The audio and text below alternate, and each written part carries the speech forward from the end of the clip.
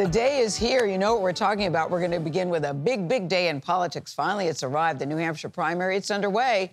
As you can see right here from Tony's live shot, the voters, they are arriving and they are casting their ballots.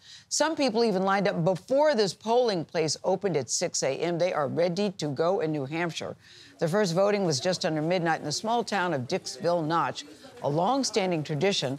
All 6 voters there chose Nikki Haley. But, as you know, she's going to need a whole lot more than that to beat former President Trump, who's way far ahead in all of the polls. The former president has been racking up endorsements from former opponents who showed up to support him yesterday.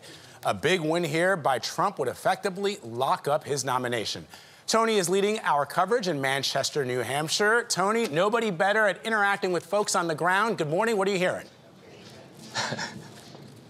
Just a regular guy talking to regular voters. Good morning, Vlad, and welcome to the McDonough School, home of the Mustangs on a good day. And today, home of the vote here in Ward 4, Manchester. The question on people's minds, can Nikki Haley pull off a political miracle? Many Americans, of course, dreading what feels like an increasingly likely rematch between President Biden and Donald Trump.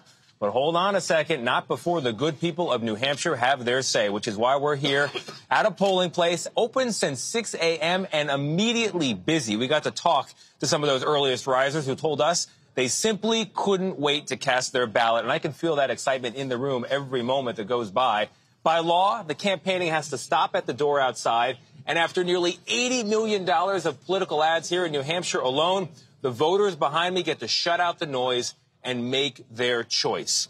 We were also, by the way, in Laconia, New Hampshire. That was last night for Trump's final event before Election Day. Less a rally, he said, more a, quote, large packed room, and a rather odd way to end things in a basement, low-ceilinged at a lakeside resort. But I do say the room was at capacity, and the former president is asking his voters to turn out today, not treat this as a done deal, which is something former Governor Nikki Haley is also urging of her supporters. Caitlin Huey-Burns is following Haley's effort, and she joins me now. Caitlin, good morning to you. Good morning to you. Voters are voting, democracy in action, all those rallies, those diner stops, they all come down to getting people here. And speaking of those diner stops, Nikki Haley has been campaigning like her political life depends on it, and in many ways it does. Meanwhile, Donald Trump here in New Hampshire is already looking forward to a rematch with current President Biden.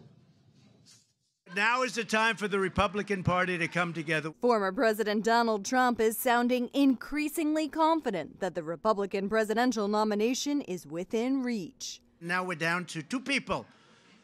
And I think one person will be gone probably tomorrow. And the other one will be gone in November.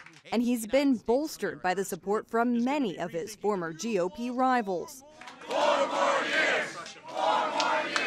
I've watched the political class line up with Donald Trump.